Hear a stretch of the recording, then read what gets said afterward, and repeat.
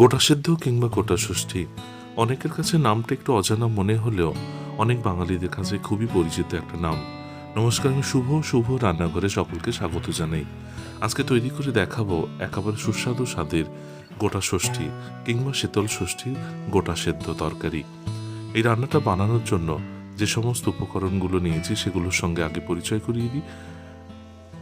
পরিচয়টা করানোর আগে বলবো এর কিছু উপকারিতা, তাই অবশ্যই রান্নাটা প্রথম থেকে শেষ পর্যন্ত দেখার অনুরোধ রাখছি।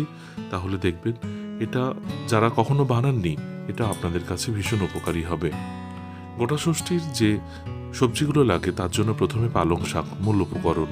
এটা একেবারে শীষ পালং নিয়ে নিতে হয় এবং গোড়াটাও যেন একটুখানি মোটা থাকে।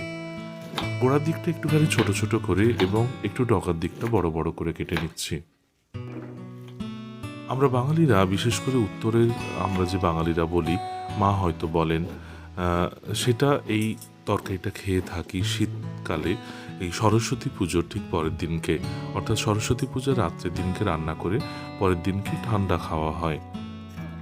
কিছু সবজি এর মধ্যে আমি কেটে কেটে নিচ্ছি, যার মধ্যে পালং শাকের পরে আমি বাঁধাকপি দিয়ে দিলাম, তারপরে রাঙা আলু বা লাল আলু দিয়ে দিচ্ছি, ছোট শিম গোটা গোটা এবং বড় শিমও গোটা গোটা, বিনস সেটাও গোটা গোটা, টমেটো গোটা গোটা, ছোট ছোট আলু সেটাও গোটা গোটা, এবং একটা বেগুন একটু তুলনায় বড় সাইজে নিয়ে নিচ্ছি, এটাও গোটা দিয়ে দিচ্ছি। সাধারণত আমরা বেগুনটা ছোট ছোট নটা দিয়ে থাকি এবং প্রত্যেকটা উপকরণ নটা দিই। কড়াইশুঁটি এটা দিয়ে দিলাম বেশ কিছুটা, এক মুঠো, এবং সজনা গাছের ফুল এটাও কিন্তু এক মুঠো দিয়ে দিচ্ছি।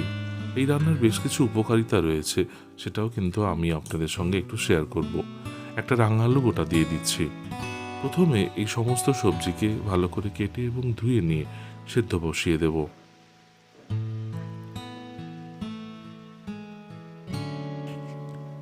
এই রান্নাটা সাধারণত আমরা সরস্বতী পুজোর দিন রাত্রিবেলা বানানো হয়, আর তার সাথে কিন্তু আরও অনেক কিছু থাকে, ভাত, পায়েস, আলু ভাজা, এরকম কিছু।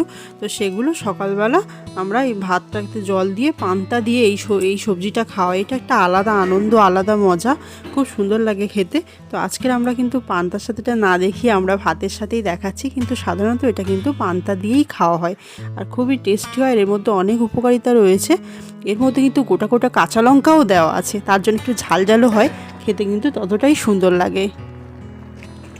রান্নাটা দেখুন, একেবারে হরেক রকম সবজি দিয়ে রান্না। এর কিছু উপকারিতা রয়েছে, অর্থাৎ যেহেতু সমস্ত সবজি গোটা গোটা দেওয়া হচ্ছে এবং এর মধ্যে প্রচুর পরিমাণে পুষ্টিগুণ রয়েছে। আমি দুবার এই সবজিটা কড়ার মধ্যে সেদ্ধ করে নিচ্ছি, খুব অল্প জল দিয়ে সেদ্ধ করে নিচ্ছি। এরপরে সেদ্ধ করে নেওয়ার পরে আবার কড়া বসিয়ে প্রথমে শুকনো খোলার মধ্যে 3 থেকে 4টে গোটা শুকনো লঙ্কা, অল্প একটু 5 ফোড়ন আর 2-3টে তেজপাতা দিয়ে তারপরে সর্ষের তেল গরম করে নিচ্ছি। তেলটা ভালো করে গরম হয়ে গেলে তারপরে সেদ্ধ করে রাখা যে সবজিগুলো সেগুলো আমি এর মধ্যে দিয়ে দিচ্ছি। এই সবজির মধ্যে সবকিছুই 9টা করে দেয়া হয়। আমি আজকে 13 রকম সবজি দিয়ে দেখাচ্ছি।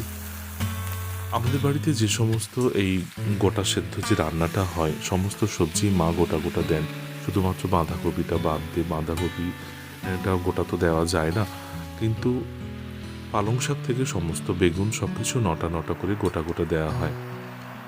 তাই বাড়িতে আপনারা, যদি আপনাদের বাড়িতে এই উৎসবটা যদি না হয়ে থাকে, অর্থাৎ এই গোটা সেদ্ধ যদি না হয়ে থাকে, তাহলেও বছরের একটা দিন বানাবেন, এটা কিন্তু দারুণ সুন্দর লাগবে। স্বাদ মতো নুন দিয়ে দিচ্ছি, নুনটা দিয়ে তারপরে হলুদ গুঁড়ো দিয়ে দিচ্ছি 1 চামচ। হলুদ গুঁড়োটা দেওয়ার পরে তারপরে শুকনো লঙ্কার গুঁড়ো দিয়ে দেব। এটাও কিন্তু সারাদিন ধরে থাকে, তাই একটুখানি ভালো করে একটু কষিয়ে করতে হয়। রান্নাটার মধ্যে প্রচুর উপকারিতা রয়েছে, যারা কখনো বানাননি একটু পুষ্টিগুণের কথা মাথায় রেখে। সাধারণত শীতের শেষের দিকে আমরা বিভিন্ন রকম অসুস্থতায় ভুগি, বিশেষ করে এই সময় বাতাসে ভাইরাস ব্যাকটেরিয়া ঘুরে বেড়ায়, বিশেষ করে স্মল পক্স থেকে বিভিন্ন ধরনের এই ধরনের রোগ হয়। তাই সেগুলো থেকে বাঁচতে এই রান্নাটা কিন্তু ভীষণ উপকারী, এবং ঠিক সেই সিজনের কথা মাথায় রেখে আমাদের বাঙালিদের কাছে এই উৎসবটা হয়। আদা এবং জিরে বাটা 2 চামচ দিয়ে তারপরে ধনের গুঁড়ো 1 চামচ দিয়ে আবারও নেড়ে ছেড়ে নিচ্ছি।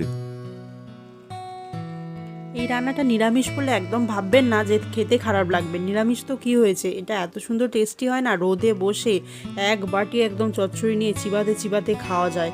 তাই বলছি নিরামিষ বলে একদম ভাববেন না, খেতে খুব টেস্ট হয়। যারা কখনো বানাননি একবার আমাদের রেসিপি ফলো করে বানিয়ে নিন আর কমেন্ট বক্সে জানাতে পারেন, খুব সুন্দর কিন্তু হবে। শীতকালে আমাদের সাধারণত সরস্বতী পুজোর ঠিক পরের দিনকে অল্প একটুখানি রাঁধুনি 1 চামচ বেটে দিয়ে দিচ্ছি।